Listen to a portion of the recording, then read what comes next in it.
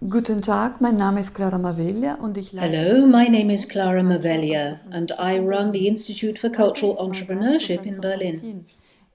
My guest today is Professor Faltin.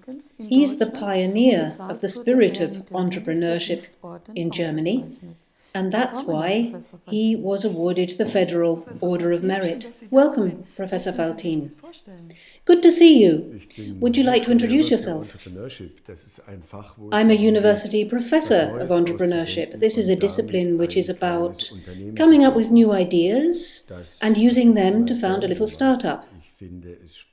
I've always enjoyed doing this. I think it's exciting to give birth to a brainchild. It's rather like with a biological child. You conceive an idea, it takes time until it matures, until you can actually give birth to it, bring it into the real world. And then, of course, you have to support it until it can stand on its own legs in this big wide world, just as you do with children. Sounds good. But you're a professor of entrepreneurship. You've also founded the T-Kampagne, the T campaign, a foundation for entrepreneurship, and you've written a lot of books on the subject, all of which are bestsellers. So what makes you so successful? If you're a professor and you talk about startups, nobody will believe you that you can do it as a professor, especially in Germany when professors are considered completely out of touch with reality. That's why I thought I ought to start my own company and prove that I can do it, that I can actually do in practice what I teach, which is why I thought up the T-Kampagne. T-Kampagne. It's a company which sells one type of tea, but the best out there. We have this south-facing slope in the Himalayas with a lot of sunshine, high altitude, Darjeeling tea, which is famous around the world. We import that one type of tea, and over the years we've become the world's biggest importer of Darjeeling tea. Not Brook Bonds or Unilever or Lipton's or all these other big names. It's a fantastic success story, and it demonstrates that we can all do entrepreneurship. Anyone could have thought of that idea. You didn't have to be a university professor to come up with that one. And later I founded a trust because I think that a lot more people could be entrepreneurs than do it today, could come up with brain children.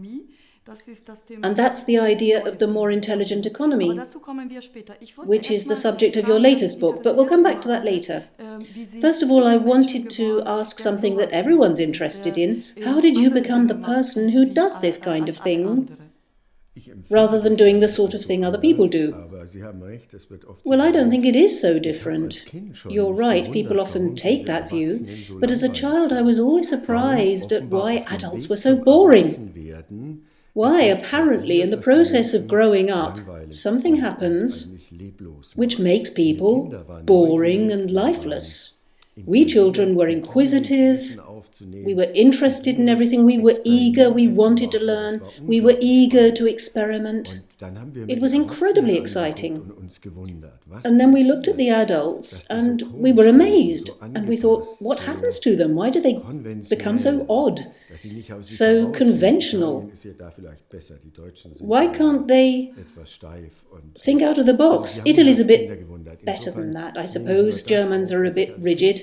But as children, we were always surprised, so we just picked up on what we thought about as children. I thought, when I grow up, I don't want to be like these other adults. I want to have these crazy ideas and give birth to them in this boring world. The fantastic thing about your approach to entrepreneurship is that a startup is actually a creative act. Can you say more about that? Most people believe that it's about legal issues, incorporation, accountancy, administration, balance sheets. That's the completely wrong approach. Basically, it's about having an interesting new venture that produces something good for people, which is perhaps intelligent, more intelligent economically, that is perhaps good for society, that makes the world a slightly better and more intelligent place. I think what the big multinationals do in the economic structure is good. I love economics. I'm a wholehearted economist. I think it's great to help people to work less, to overcome physical labor, and therefore to be healthier. I think all of this is wonderful. I think economics are great. But a lot of the things that the economy has done, I think, are in many respects problematic. There are a lot of things we must challenge. So why do we talk about entrepreneurship these days? Because the old idea, the old businessman, the old industrialist is associated with so many negative things back in the history of early capitalism and exploitation. So I think it's quite hopeless to use that kind of concept, the old industrialist approach. You can't make people enthusiastic about that. It seems also inaccessible to people. It's too difficult to achieve. That kind of approach needs to be placed in the museum. In the old days, an entrepreneur or industrialist was the big cheese who did everything. He found the capital, he managed the company, he talked to all the customers, he was a jack of all trades. And of course he was good at accounting and inventories and legal questions and marketing and financial structures and so forth.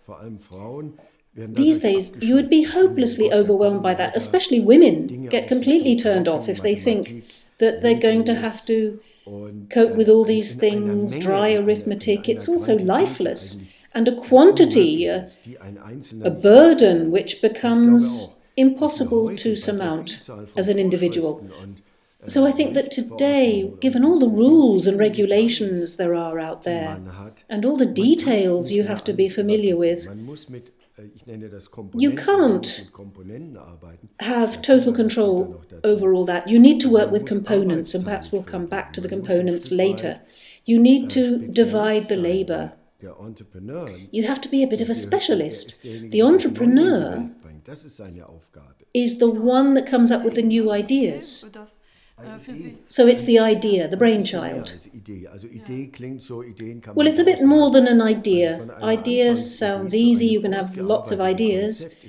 But to take that idea and mature it to a proper concept is a long way. It's like a child. It needs 9 months of gestation. It takes time.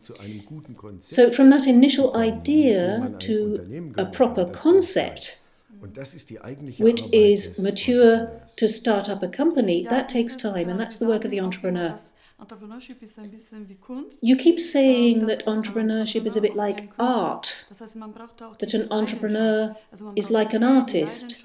You need a passion to do that. You need an idea, passion, and the components. Yes, there are a lot of similarities.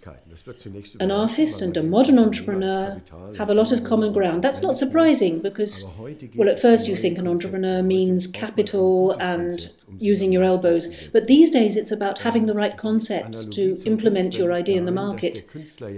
And the parallel with art is that until the artist has his or her individual style, it takes a lot of time, a lot of development. It's a process until the artist decides what he or she wants to express and using what resources and what is the response of the viewers. It's a long process. It's not enough to say, I'm going to paint my own tree.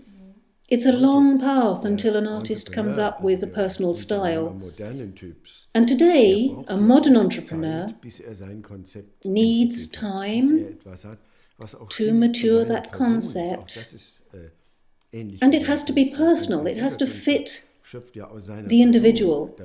That's similar to the artist. The artist will draw on his or her own personality, something that is in harmony with their inner self. And an entrepreneur will also come up with an idea, a concept, which is authentic, which fits their personality. If it doesn't fit my personality, then I won't have the drive, the energy that I need to think that concept through, to fine-tune it, including all the setbacks if you notice that someone else has done something similar or it doesn't work and I have to start again and go down the whole road again. And then to breathe life into it and accompany it until it is actually standing on its own feet takes a lot of energy. It's a marathon. And if that personal cause doesn't fit your personality and your passion, and you can't tackle it with that energy, then nothing will come of it. That's my thesis. You'll get stuck in a rut the first time you face a crisis, and 80% fail. And one explanation for that 80% is that they're not doing whatever really drives them. It's just some product that you market using all the marketing tools, but that's not going to be a successful entrepreneurship. All right, so that's theoretical. Can you explain that? Using the T-Kampagne, your first big success story, talk to us about how that worked, how the idea began, how it worked, and what the components were, and so on. And of course, all the imitations that we have today as a sign of your success. Yes, I thought about what I could start up, something that would suit me, that I could demonstrate to my students, and of course it had to be successful. I travel a lot in countries of the third world, and people always ask me as an economist, quite obviously, how it is that in the third world they have such extremely low prices and we have such high prices. Tea, for example, at the gate to the plantation it costs a tenth of what it costs in a shop here. So why this factor of 10? That's amazing. And with tea, another factor is that it's a ready-made product. At the gate of the plantation you already have the ready-made product. You simply have to pack it. With coffee, you have to roast it, you have to grind it, you have to vacuum pack it. It's all much harder. And also, it doesn't last as long. With tea, you have a ready-made product that will last 3 years. So I decided to go for tea. I didn't want to fail. I wanted something intelligible, something I understood as an amateur. And it struck me that tea would be a good idea. So I looked to see why this factor of 10. Is it the tea traders who become very rich in the process because of their big markups? Or what's the reason for this factor of 10? So I started researching, and my result was there are two things. The tea still observes the principle that functioned in the British colonies, in colonial trading. You have a tea plantation, then you have a tea auction, then you have tea testers, and you buy the tea, and you have an exporter that ships it, then you have an importer, a wholesaler, and then the retailer, and then the customer. And of course, at every stage of that process, into the warehouse, out of the warehouse, a little bit of admin on top, it all costs some extra money, and there has to be a bit of profit for everyone in the chain. So because of all the intermediaries, tea becomes incredibly more expensive. And the second factor with tea is that it's sold in small packages, 4 ounces, 100 grams, and of course that makes an awful lot of packages, labels on the front, labels on the back, ceilings. And at the time, I drank coffee. I wasn't a tea expert, and this is important. You don't have to be an expert at the beginning. You become an expert over time, but you don't have to start out an expert. So I was a coffee drinker, and one day I picked up my packet and thought, hey, there are 500 grams in here, and coffee doesn't last long, maybe 3 months once you've opened it. It doesn't last so long. But with coffee, standard package is 500 grams. With tea, it's 100. And yet it'll last for 3 years. Why that? It's nonsense. It's simply a convention. People started doing that way, but it doesn't make sense. If you can sell coffee in 500 gram packets, then you must be able to sell tea at least in kilogram packets. So I said, let's have kilogram packets. Now, how can I get round the intermediaries? Because if I do what all the tea shops do, because they like to have an awful lot of different teas in stock, then I can only buy a small amount of each type of tea. And then I have to go to a wholesaler and buy there. And the wholesaler will buy from the importer, and the chain, exporter, importer, wholesaler, retailer, is based on the fact that we want so many different types of tea. So let's break with that convention, because a good tea shop always offers a big selection. But if I have a big selection, I have high prices because of all the intermediaries. So if I only have one kind of tea, but I make sure that I procure such large quantities that I can do without all those intermediaries and knock on the door of the plantation, and they will take me seriously, I can get my supplies directly. And as for the transportation, as an outsider, it's simply a matter of transportation. The tea is at the gate of the plantation, and it has to reach me so I can sell it without all these intermediaries. Well, you can do that. There's Hapag-Lloyd, there are big hauliers, and I've learned through my research that I can contract those. It's one component, I would call it. This is the transportation component, and they will take on the work. They will do the whole process for me. There's an awful lot of paperwork, customs, import regulations, and you have to get the tea to the port, and then it has to be loaded on the containers, and then in Hamburg or wherever, it has to go through customs and more regulations. Yes, it's a lot of work. And this transportation component, Hapag-Lloyd, for example, will do it. So I learned I simply have to provide two addresses. The address where the tea is collected and the address where the tea is delivered. And everything else is done by the transportation component. I say, fine. There's so much paperwork, so many rules, so many problems. The container needs to be clean. It has to be invoiced at the right point. It has to be delivered at the right time. Loads of problems. So if you look at it carefully, there's a lot of red tape. So this company said to me, that's our business. That's why we do it. We're professionals. We can do it for you. So I said, it must be incredibly expensive. All those things that you have to do for me. And they said, well, yes. Okay, 1% of the value of your goods. 1%? That's nothing.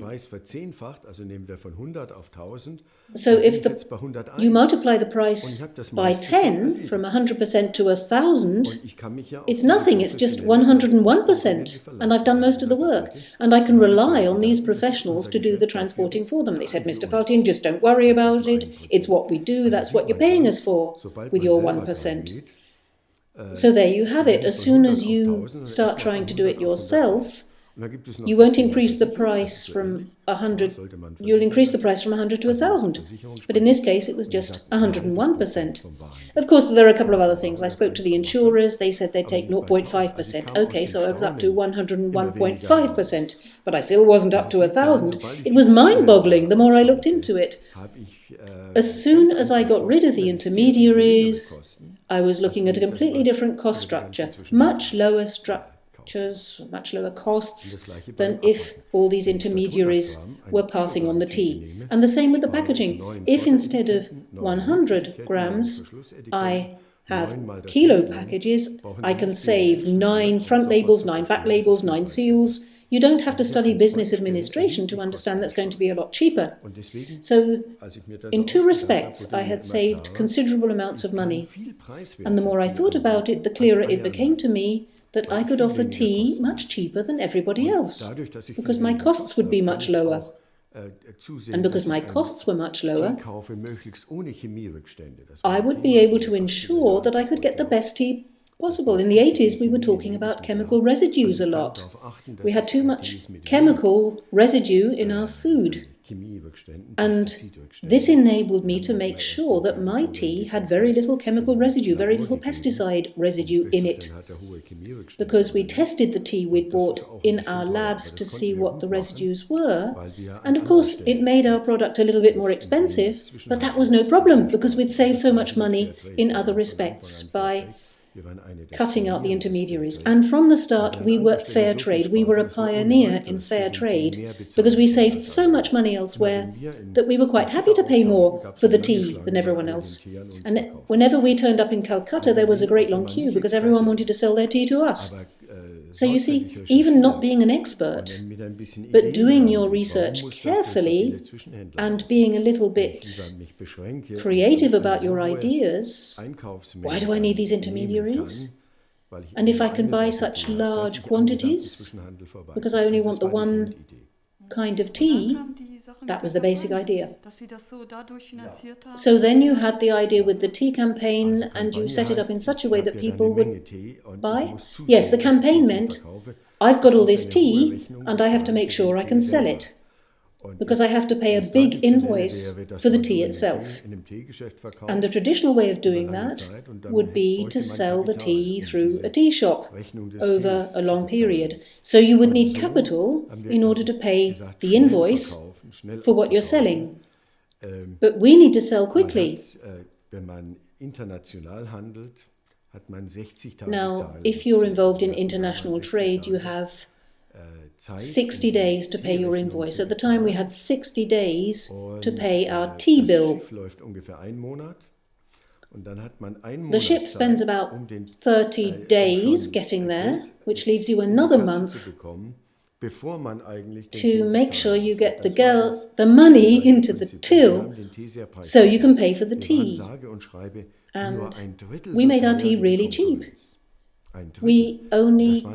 Our tea only cost a third of the price of the competition. And everyone was absolutely amazed by that. It drew a lot of attention, and of course you can't remain hidden in a corner when you have prices like that. Because we had such an exorbitantly low price, we were able to sell our tea very fast. I went out there with my students. We did a kind of boot sale. And the first time we'd sold out. Word got round really quickly. There's this fantastic tea for a third of the normal price, and it's fair trade, which we were able to fund from the lower costs. So, if we're thinking about entrepreneurship now, if you want to do a startup, how would you approach it? What's the best way? You've given us a practical example that still works amazingly well, and there are so many other ideas and brain children that you have helped into the world. But if we wanted to go about it ourselves, what would you recommend? I would say identify what exactly it is. Walk around with your eyes open. What strikes you? Are things too expensive? Are things badly run? What criticisms do I have of our economy? What don't I like? Where do I think we're being treated like idiots by the big companies? I would look for an idea where I feel I have a motive, a cause. Go for a cause. What moves me? What would I like to improve? Don't say, oh, I'll try to think of something that doesn't exist yet. No, that's the wrong way. Terrible. I'd warn you off that. Because if you walk around, you get the feeling it's all out there already. No, where do you criticize the economy? And if people say there's no way to improve it, we say, yes, there is a way. People say, do you have children? I say, yes, about a dozen. Brain children. Because it's fun. If you see that it works, you want to give birth to more brain children. I have quite a few former students and friends who are serial entrepreneurs. They've founded several startups because they say, now I get how it works and I can do it again.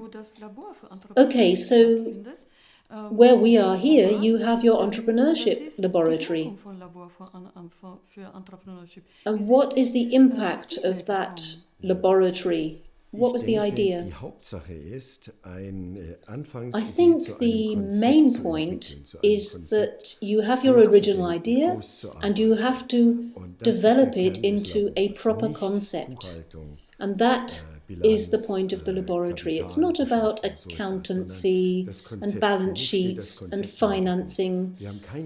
To me, the concept is the heart of it. We don't have a capital bottleneck. We have a lot of investors ready to provide money. who would be immediately there to invest if they have a good idea.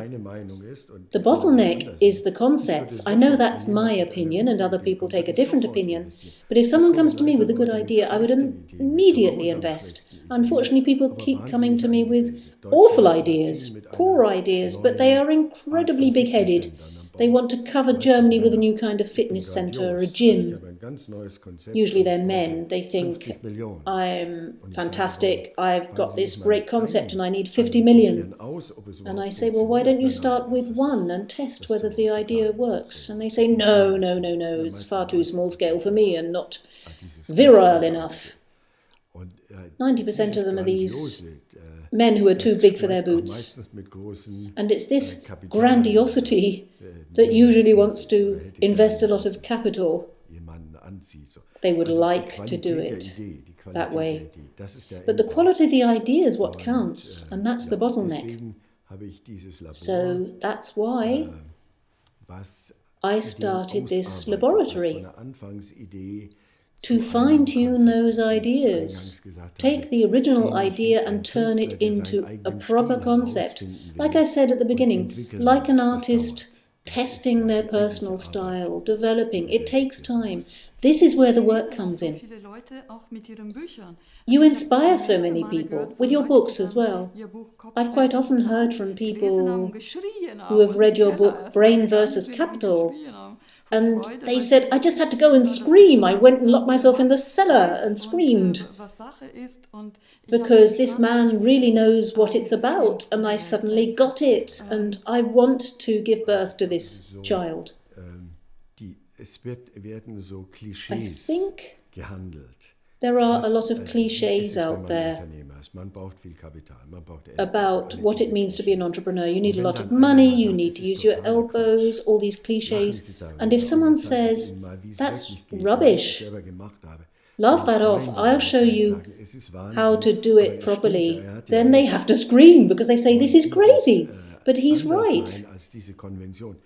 And it's being different from the conventional approach. That's why I say the old businessman approach to entrepreneurship, off into the museum with it. There are tens of thousands of students who have masters in business administration.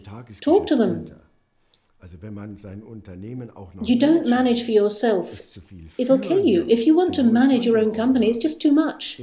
You can lead, yes. You're the one with your eye on the horizon. You can improve the business model, fine. But managing the day-to-day business, no. It'll be too much for you. You'll be overwhelmed and then you'll be a bad entrepreneur. Your idea with the components has been quite sensational. Do we want to talk about that now? Do you want to explain how this works? Yes, the idea is to stop people feeling scared about being overwhelmed, being knocked out by all the work. Because that's the way people talk about it. If you're an entrepreneur, you have to work 12 to 15 hours a day and you'll never have a holiday again, and forget having a family, it's all too difficult. These are all cliches that belong in the museum. These days we can approach our startups in a completely different way, and using components is an important part of it. Basically, the idea is that we have a high level of division of labor. We find that in our society everywhere. You take that division of labor and you make use of it. Instead of trying to be the big cheese, the entrepreneur who is responsible for everything in the company and needs to know exactly what's going on in every department and manage it. It's pretty obvious, really, that we use the division of labor. Let's have a look at this. I always say the entrepreneur is basically the composer. So, like in music, we have a composer. Because a lot of the things the composer needs are already available. The scores with the music, the orchestras, you don't have to recreate them. People who play the instruments, there are concert halls, there are people who manage the concert halls, there are people who sell tickets. You have all that. So the composer is the one who is expected to take all those existing parts, the music, the orchestras, the instruments, and put together something new. The composer doesn't need to play an instrument. It's great if they can, but it's not necessary.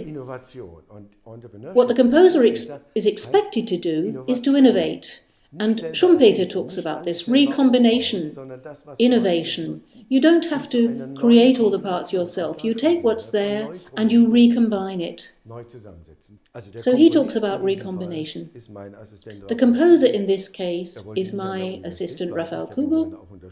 He didn't want to stay at university, and I supported him in what he wanted. He went out and started up a business. And the idea was, we did a bit of research, fruit juice.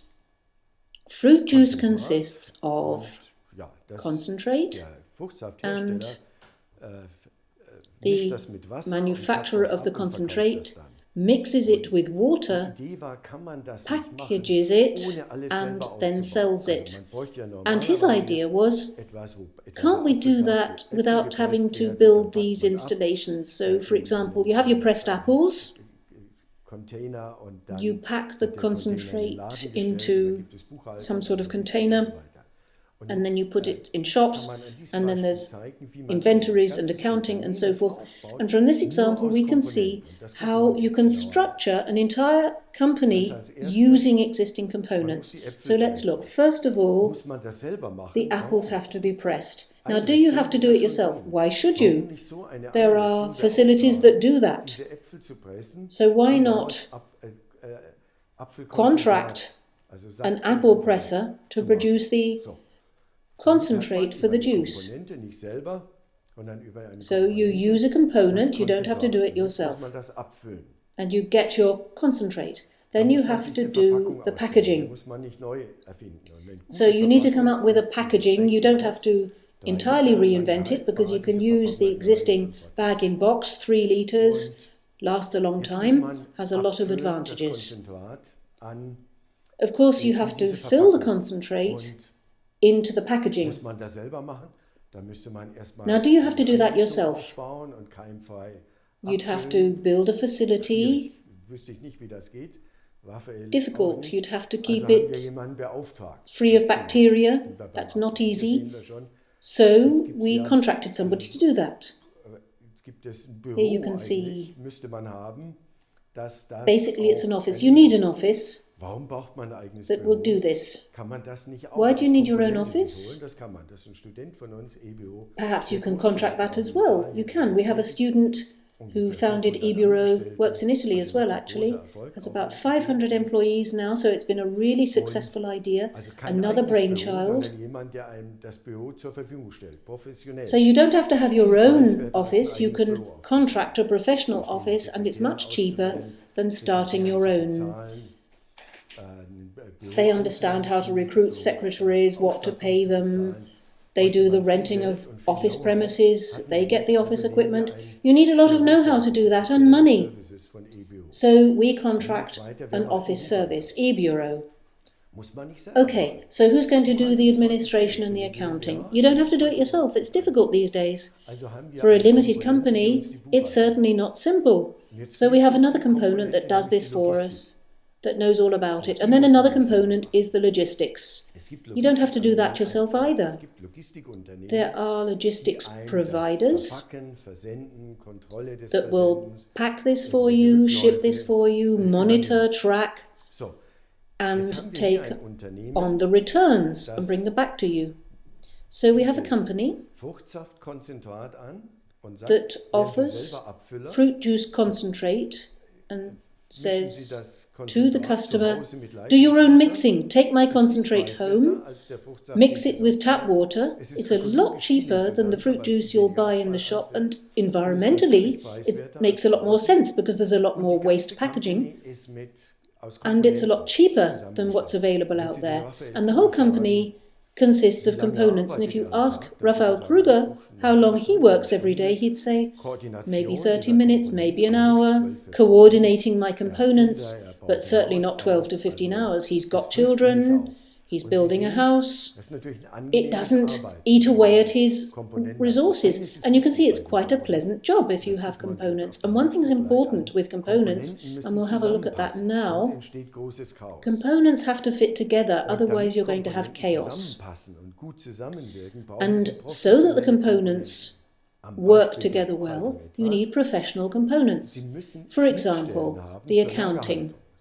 You need interfaces with the inventory. You need interfaces with the people who draw up your balance sheet. You need interface with your accountant, your tax advisor. So these cogs have to fit together very carefully. And you can see from the teeth in the cogs, they have to fit together perfectly. And if they don't, you get a crunch and nothing works anymore. So what's really important with components is that you need professional components that tell you how to design the interfaces with those other components, the inventory and so forth. So you can rely on this being done properly. It has to be professional. Often people argue that professionalism costs money. Well, that's true. Professional people are expensive.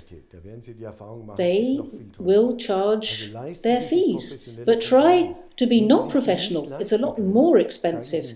So pay for those professionals. If you can't afford them, then I would advise you not to start up your company because your concept is not yet mature enough. You don't yet have enough surplus to do what you need to do. You do need a surplus to finance professional components. Professionalism is the secret to any company. And when we've understood that with the components, we can go a stage further and say, I can construct this unique configuration. I can include innovations. I can create innovations by putting components together in new ways. That's what this picture illustrates. So the idea isn't that I need to be as brilliant as Einstein and develop a new idea. That's what most people do. They wait to have this brilliant idea. It's much simpler in many ways, or much safer, more realistic, if you assume that the existing components can do their job, but what you need to do is recombine. It's like the composer again. You've got the music, you've got the orchestras, you've got the instruments, you've got the concert halls, but you need to make use of what is out there and put together something new. And that calls for imagination, that calls for curiosity, that calls for experimentation, it calls for talking to other people and doing your research. It's not simple to put together a structure like this. It takes time, and this brings us back to the brainchild that needs to develop. But it's a realistic approach, and it's a very promising approach. And that's what I try to teach my students. So let's just sum up the advantages. Of course you need a lot less capital, that's obvious. You don't have to create all this for yourself and finance it, because you have the components. You're a lot faster too, because you don't have to create all the facilities, and you would need capital to do that. And you are more professional than if you try to do all this by yourself, or recruit people to help you, because the components are more professional. And the decisive thing is you have the time to focus. What you need to concentrate on is your concept and not all the different parts of your company structure. You, as an entrepreneur, are responsible for the concept. The brainchild needs to be viable. The other thing you can solve with division of labor. These days you have to resolve it with division of labor, otherwise it will eat you up. You will be devoured by your daily duties. So draw on the advantages of components. That's a really important aspect if you want to run a modern company and be an entrepreneur without it overwhelming you with all the demands that people say a startup entails. I think it can be done better by using this division of labor. But that's what I wanted to ask. If we've got to this point now, of course a lot of people would like to hear, when do I know that my idea is mature? Well, let me put it quite dramatically. You will get an itch in your backside. You won't be able to sit still. It's like with the baby, it'll want to be born. You'll notice because you'll say, oh my God, I've got something now that can't go wrong.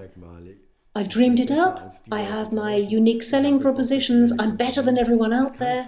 I have my professional components. Really, nothing can go wrong. I have to do it. And I say to my students, wait until you get to that point. If you've still got doubts, wait till you've thrashed them out. Don't waste your time, but until you get that itch in your backside, work on the concept, do it better. An artist is better too if he or she experiments longer, tries more things out, tries new approaches. And one thing is perhaps important, of course, with things like this, you're bound to have the odd crisis and think, oh, my concept isn't that good, or you suddenly hear someone else has apparently already done it.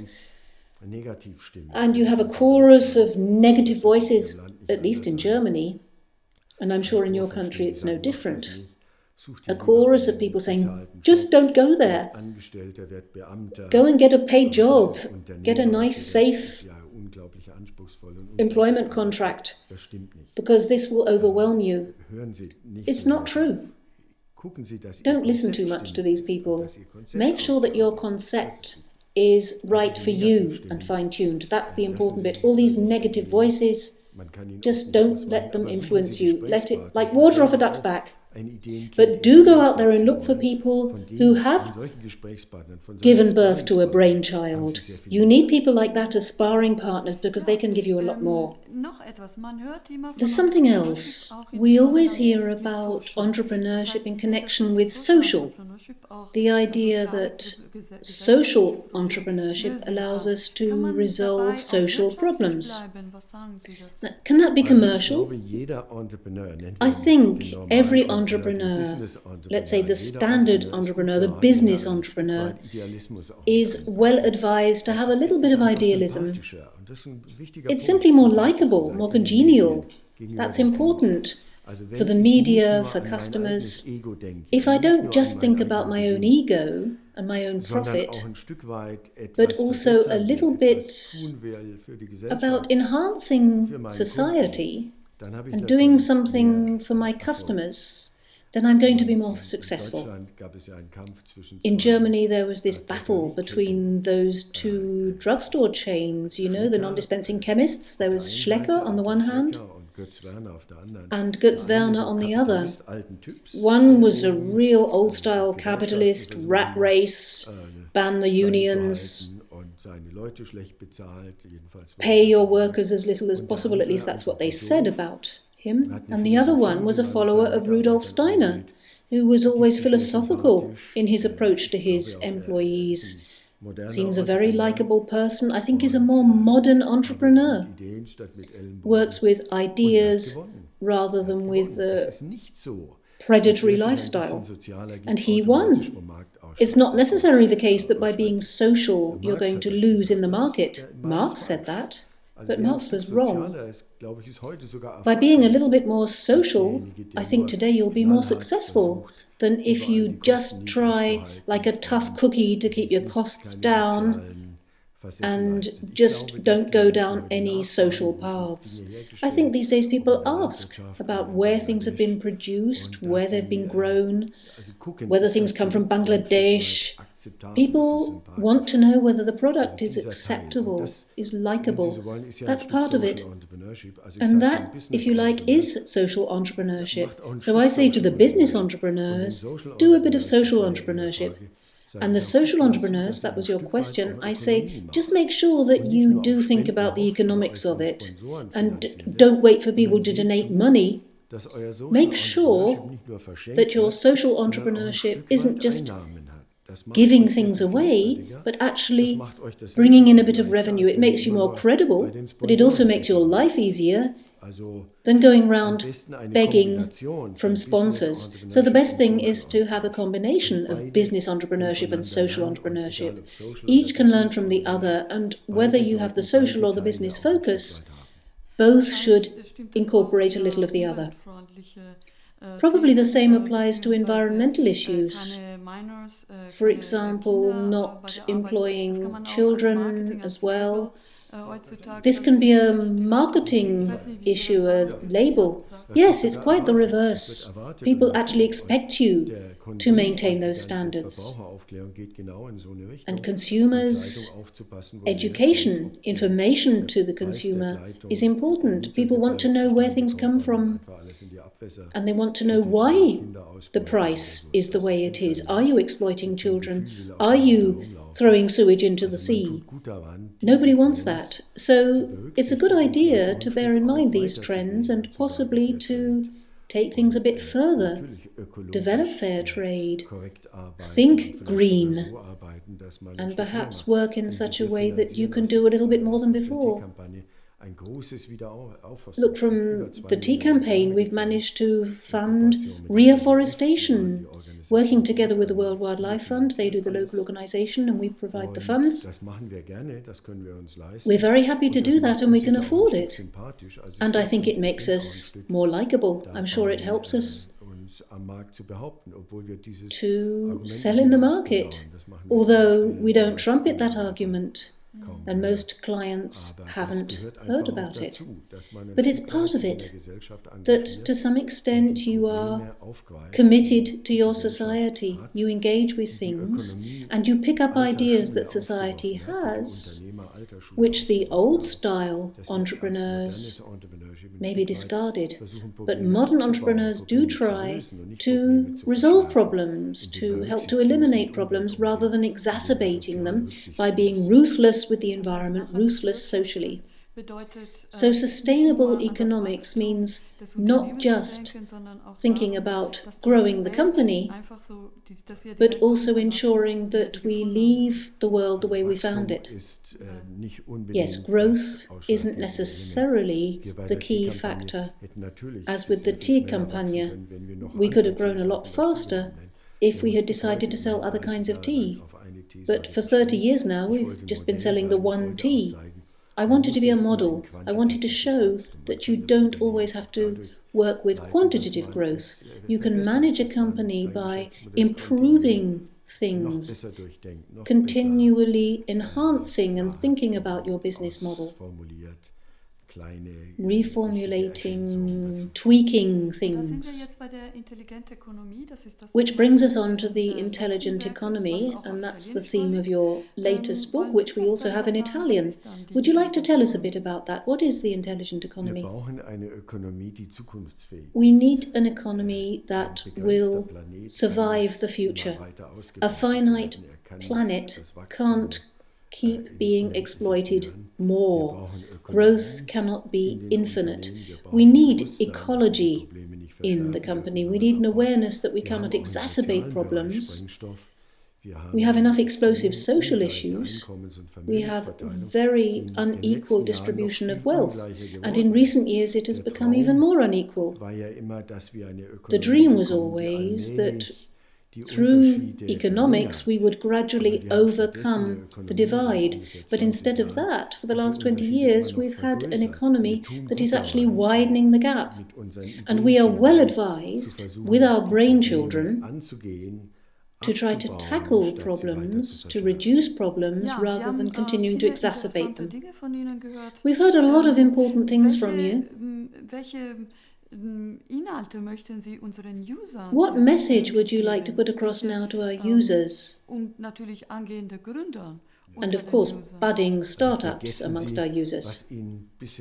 Forget everything you've been told so far about entrepreneurship. Really, it belongs in the museum. Seize the opportunities. It's enough to walk around with your eyes open. Really, everyone wants to start some sort of a venture, whether it's climbing a mountain. This venture idea is positive. And a company, an undertaking, an enterprise is no different. Be enterprising. The big companies, with all their accounting departments and all their bureaucracy and rules and regulations and tax returns, these are things you can ask other people to do. Enjoy entrepreneurship, having your brainchild, getting it out there into the world, making the world a slightly better place, but also, of course, the opportunity to improve your own material well-being through a company than you can if you're employed. If you succeed in building a successful company, you'll be playing in a completely different league materially. And that's a wonderful combination to say I'm doing something valuable, I am giving birth to this brainchild that makes the world a better place, and I'm being rewarded materially. This is the unique thing about entrepreneurship, and I think if people get that message and discard those old ideas about the supremo who is managing everything, the kind of army commander plus showmaster type, we will make progress. And we need more women.